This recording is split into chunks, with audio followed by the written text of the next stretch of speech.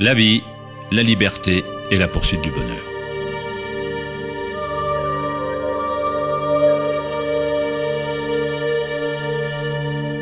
On vit sa vie à la poursuite du bonheur qui se trouve quelque part, comme s'il s'agissait d'un produit. Nous sommes devenus esclaves de nos propres désirs et envies. Le bonheur n'est pas une chose qu'on peut poursuivre ou acheter comme un costume bon marché. C'est Maya, l'illusion, le jeu perpétuel de formes. Dans la tradition bouddhiste, samsara, ou le cycle perpétuel de souffrance, est perpétré par l'envie du plaisir et l'aversion de la douleur. Freud en faisait référence par le terme de « principe du plaisir ». Toutes nos actions tendent à créer du plaisir, à obtenir ce qu'on veut ou à rejeter les choses indésirables qu'on ne veut pas.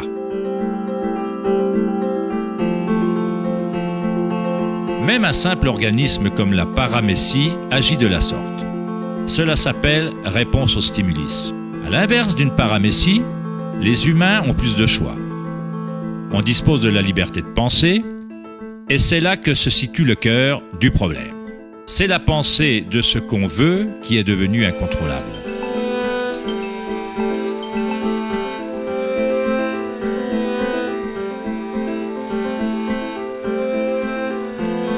Safety systems armed. 10, 9, 8, 7, 6, 5, 4, 3, 2, 1, 0, and liftoff of Endeavour, going where East and West do meet at the International Space Station. La recherche de la compréhension du monde, non pas en termes de conscience intérieure archaïque, mais en termes de perception quantitative et qualitative du monde extérieur par la pensée et les moyens scientifiques, constitue le dilemme de la société moderne. La pensée ne fait que susciter d'autres pensées et d'autres questions. On cherche à connaître l'être le plus profond qui crée le monde et guide son cours. Mais on conçoit son essence comme hors de nous-mêmes, pas en tant que chose vivante, intrinsèque à notre propre nature. C'est le célèbre psychiatre Carl Gustav Jung qui dit « Celui qui regarde à l'extérieur rêve, celui qui regarde à l'intérieur est éveillé. » Il n'y a rien de mal à vouloir être éveillé, être heureux. Mais on a tort de chercher le bonheur à l'extérieur quand on peut le trouver à l'intérieur.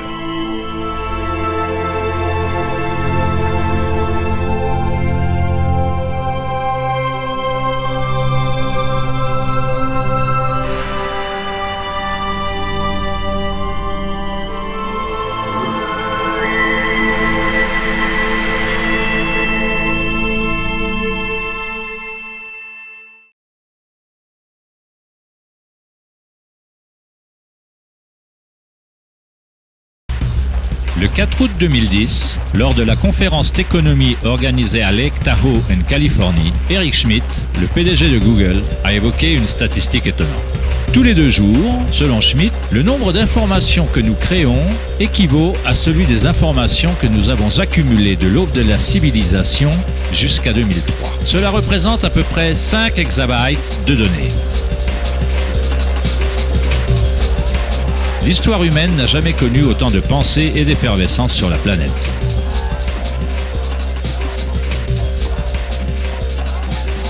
Se pourrait-il qu'à chaque fois qu'on pense résoudre un problème, on en crée 2 autres?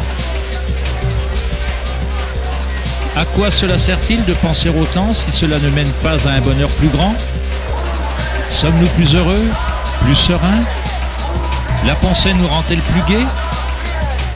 Ou nous isole-t-elle? Nous éloigne-t-elle d'une expérience de vie plus profonde et plus significative?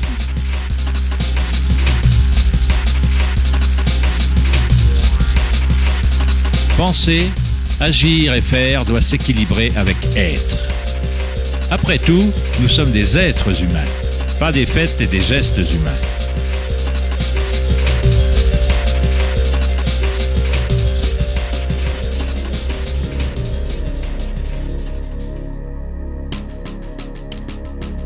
On veut le changement et la stabilité en même temps. Nos cœurs se sont déconnectés de la spirale de vie, de la loi du changement, alors que nos esprits pensants nous mènent vers la stabilité, la sécurité et la pacification des sens. On assiste aux meurtres, aux tsunamis, aux tremblements de terre et aux guerres avec une fascination morbide. On tente de s'occuper l'esprit constamment, de le remplir d'informations, d'émissions télévisées affluent de tout système concevable, de jeux et de puzzles, de messages textuels et de toutes choses insignifiantes. On se laisse hypnotiser par le flot incessant de nouvelles images, de nouvelles informations, de nouvelles façons de titiller et d'apaiser ses sens.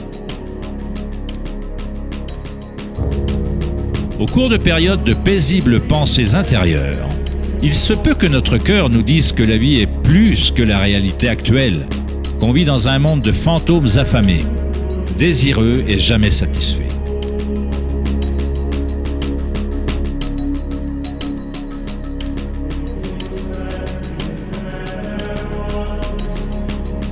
Nous avons créé un maelstrom de données circulant autour de la planète pour mieux penser, pour proposer plus d'idées permettant de réparer le monde, pour résoudre les problèmes qui n'existent que parce que l'esprit les a créés. La pensée a créé cet énorme bourbier dans lequel nous nous trouvons actuellement.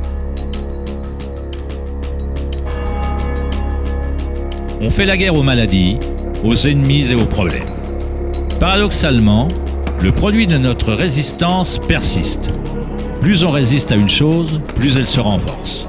C'est comme faire travailler un muscle. En fait, on renforce la chose même dont on veut se débarrasser. Dès lors, quelle alternative existe-t-il à la réflexion ? Quels mécanismes les humains peuvent-ils utiliser pour exister sur cette planète ?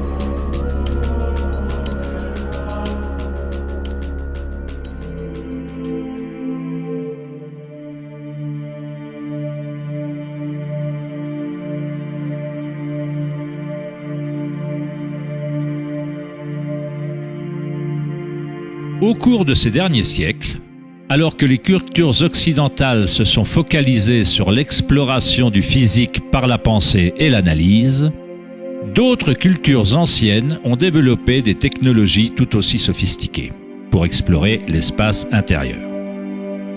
C'est la perte du lien avec nos mondes intérieurs qui a déséquilibré notre planète. L'ancien partisan du « connais-toi toi-même » a été remplacé par le désir de ressentir le monde des formes extérieures. Il ne s'agit pas simplement de répondre à la question « Qui suis-je ?», en décrivant les informations sur une carte de visite. Dans le bouddhisme, on n'est pas le contenu de sa conscience. On représente à peine un ensemble de pensées ou d'idées parce que, derrière les pensées, quelqu'un est témoin des pensées.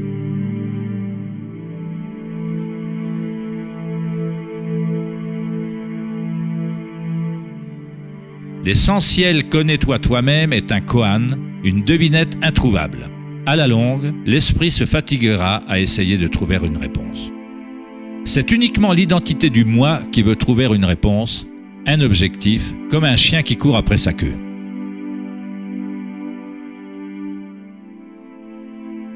La vérité sur ce qui on est ne demande pas de réponse puisque toute question est créée par l'esprit égoïque.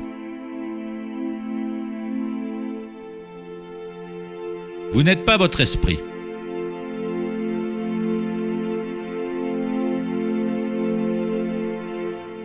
La vérité ne se trouve pas en augmentant le nombre de réponses, mais en diminuant le nombre de questions. Comme Joseph Campbell le déclara, « Je ne crois pas aux gens qui cherchent le sens de la vie autant qu'ils cherchent le sentiment d'être vivant. »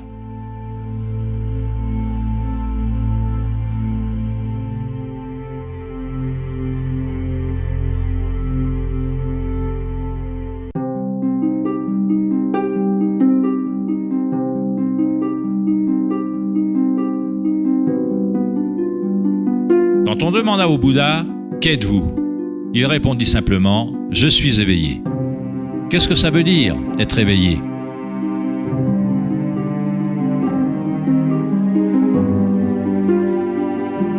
Le Bouddha ne donne pas de précision, car chaque vie individuelle s'épanouit différemment. Mais il affirme une chose, c'est la fin de la souffrance.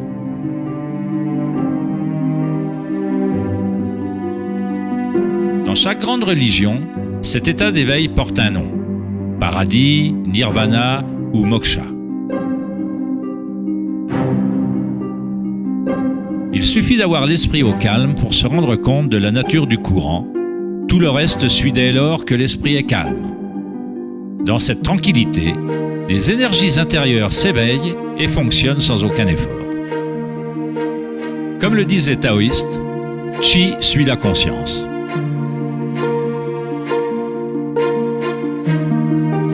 En restant tranquille, on commence à entendre la sagesse des plantes et des animaux. Le calme chuchote dans les rêves et on apprend le mécanisme subtil par lequel ces rêves se matérialisent.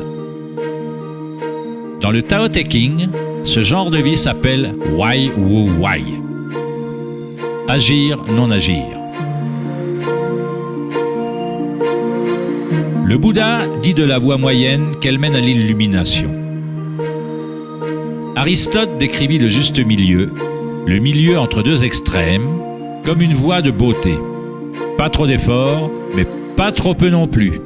L'équilibre parfait entre le yin et le yang.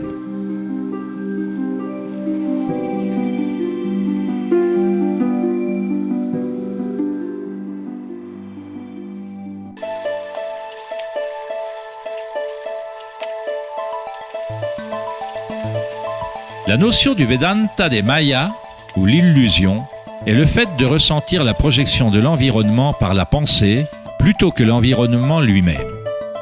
Les pensées vous permettent bien entendu de ressentir le monde vibratoire d'une certaine manière, mais l'équanimité intérieure doit dépendre des événements extérieurs.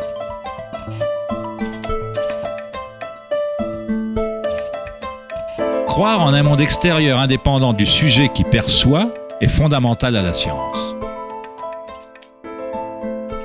Mais nos sens ne nous donnent que des informations indirectes.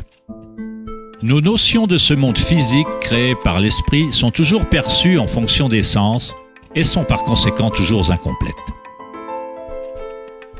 Il y a un champ vibratoire sous-jacent à tous les sens. Les personnes atteintes de synesthésie ressentent parfois ce champ vibratoire de façon différente. Les synesthètes perçoivent les sons comme des couleurs ou des formes ou associent les qualités d'un sens à un autre. La synesthésie fait référence à une synthèse ou à un mélange des sens. Les chakras et les sens sont comme un prisme filtrant, un continuum vibratoire. Toutes les choses de l'univers vibrent, mais à des niveaux et fréquences différents. L'œil d'Horus est composé de 6 symboles représentant chacun un des sens. La pensée est considérée comme un sens, comme dans le système védique ancien.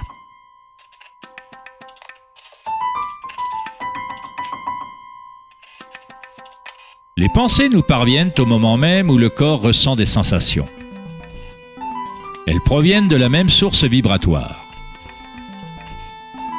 La pensée n'est qu'un outil, un des 6 sens. Mais nous l'avons élevé à un tel niveau que nous nous identifions avec nos pensées. Ne pas identifier la pensée comme un des 6 sens est très significatif. On se laisse tellement submerger par la pensée que d'essayer de la définir en termes de sens est comme parler de l'eau à un poisson. L'eau. Quelle eau ?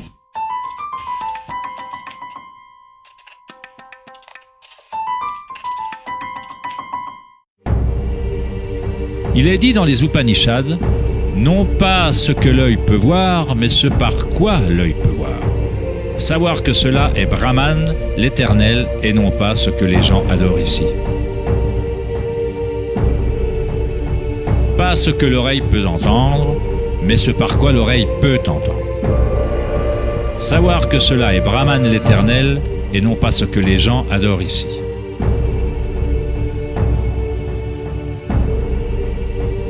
Pas ce que la parole peut éclairer, mais ce par quoi la parole peut être éclairée. Savoir que cela est Brahman, l'éternel, non pas ce que les gens adorent ici.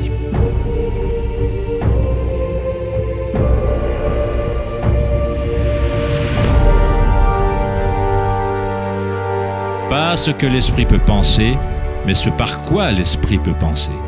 Savoir que cela est Brahman l'Éternel, et non pas ce que les gens adorent ici.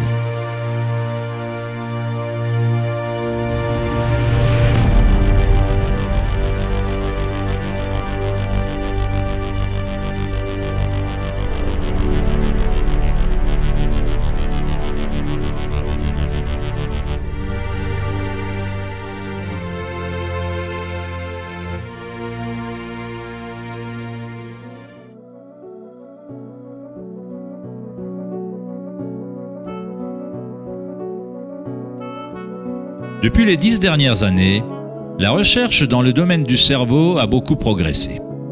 Les scientifiques ont découvert la plasticité neurale, un terme qui véhicule l'idée que le réseau physique du cerveau change en fonction des pensées qui le traversent. Comme le psychologue canadien Donald Hebb le décrivit, des neurones qui stimulent en même temps sont des neurones qui s'assemblent.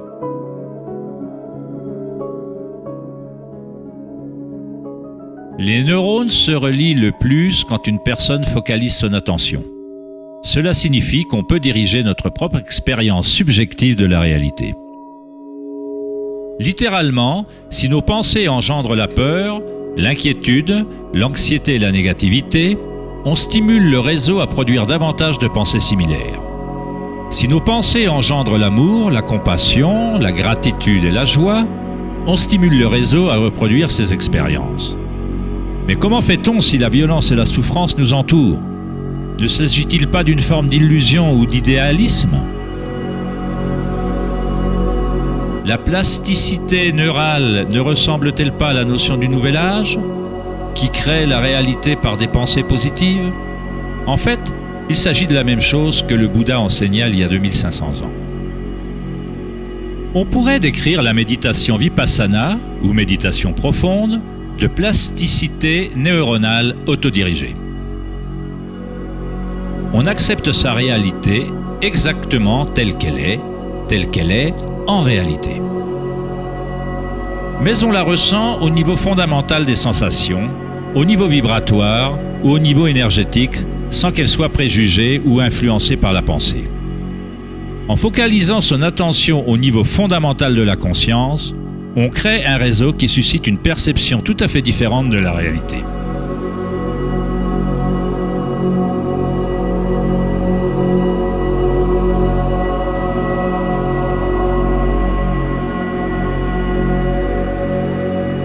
La plupart du temps, on fait l'inverse. On laisse constamment des idées sur le monde extérieur influencer nos réseaux neuraux, mais notre équanimité intérieure éprouve le besoin de ne pas être conditionné par les événements extérieurs. Les circonstances n'ont pas d'importance. Seul mon état de conscience importe. En sanskrit, méditation signifie se libérer de la mesure, se libérer de toute comparaison, se libérer de tout devenir. Vous n'essayez pas d'être quelqu'un d'autre, vous êtes bien dans votre peau. Il faut adopter la douleur physique pour la dépasser, l'accepter. Elle fait alors partie de soi plutôt qu'on ne fait partie d'elle. Comment vit-on si la conscience est en contradiction avec ce qu'elle contient ?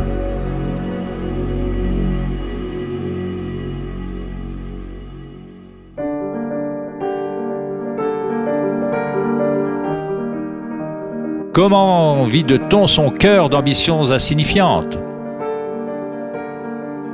Cela doit être la révolution totale dans la conscience. Un changement radical d'orientation du monde extérieur vers le monde intérieur.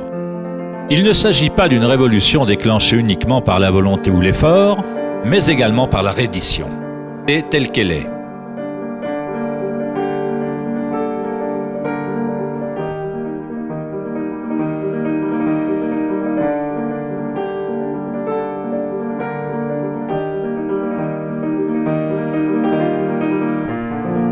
L'image du cœur ouvert du Christ exprime avec force l'idée qu'on doit accepter toute douleur, qu'on doit tout accepter si on veut rester ouvert à la source évolutionnaire. Cela ne veut pas dire que vous devenez masochiste. Vous ne recherchez pas la douleur. Mais quand elle se présente, ce qui est inévitable, vous acceptez simplement la réalité comme elle est au lieu de vouloir une autre réalité. Les Hawaïens croient depuis longtemps qu'on apprend la vérité par le cœur. Le cœur dispose de sa propre intelligence tout aussi distinctement que le cerveau. Les Égyptiens croyaient que le cœur, et non le cerveau, était la source de la sagesse humaine. Le cœur était considéré comme le centre de l'âme et de la personnalité. C'était par le cœur que le divin parlait pour faire connaître leur vraie voix aux Égyptiens anciens. Ce papyrus décrit la pesée du cœur. Aller dans l'au-delà avec un cœur léger était considéré comme une bonne chose. Cela voulait dire qu'on avait bien vécu.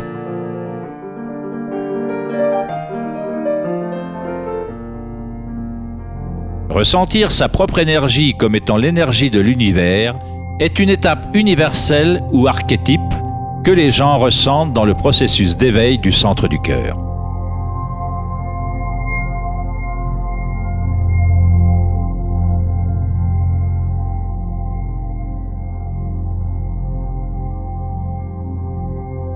Tout ne fait qu'un lorsqu'on s'autorise à ressentir cet amour, à être cet amour, lorsqu'on relie notre monde intérieur avec le monde extérieur. Comment peut-on ressentir la musique des sphères? Comment un cœur s'ouvre-t-il?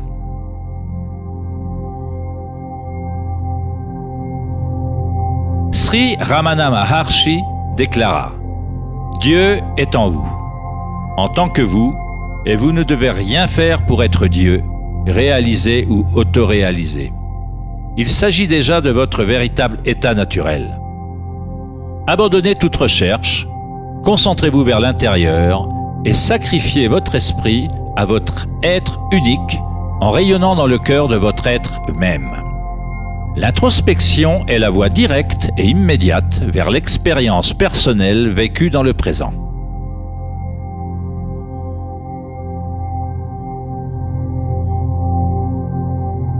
En méditant et en observant vos propres sensations et votre vivacité à l'intérieur, en réalité, vous observez le changement.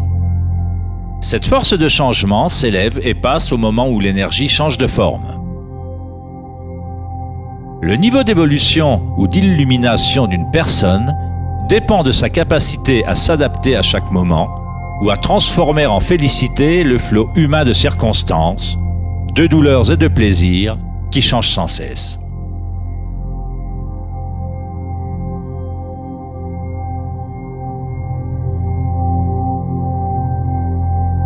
Léon Tolstoï, auteur de Guerre et paix, dit « Tout le monde pense à changer le monde, mais personne ne pense à se changer soi-même. »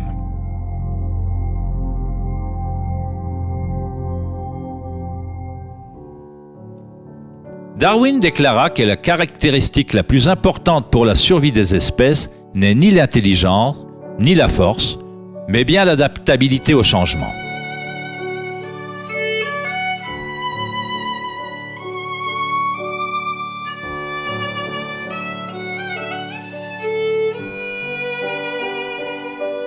On ne doit pas s'émettre en adaptation. C'est l'enseignement bouddhiste d'Anika. Tout s'élève et s'éloigne en changeant sans cesse. La souffrance n'existe que parce qu'on s'attache à une forme particulière.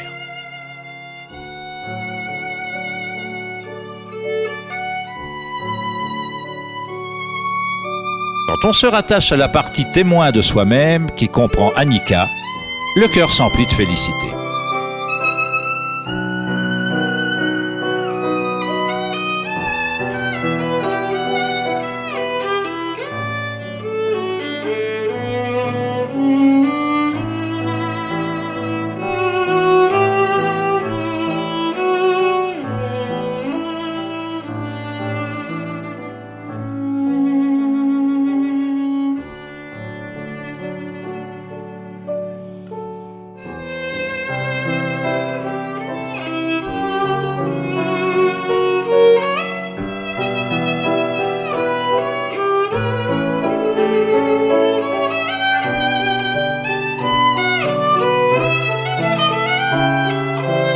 Les saints, les sages et les yogis à travers l'histoire font la description unanime d'une union sacrée se produisant dans le cœur. Qu'il s'agisse des écrits de Saint Jean de la Croix, de la poésie de Rumi ou des enseignements tantriques d'Inde, tous ces différents enseignements tentent d'exprimer le mystère subtil du cœur. L'union de Shiva et de Shakti se trouve dans le cœur. Le masculin pénètre dans la spirale de vie et le féminin s'abandonne au changement. Témoigner et accepter inconditionnellement tout ce qui est.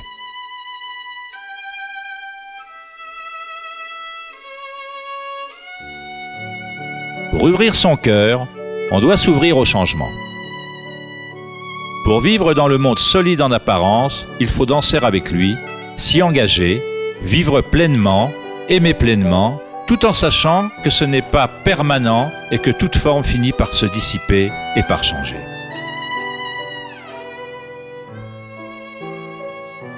La félicité est l'énergie qui répond au calme. Elle naît en vidant la conscience de tout son contenu. La conscience, c'est le contenu de cette énergie de félicité engendrée par le calme. Une nouvelle conscience du cœur. Une conscience reliée à tout ce qui est.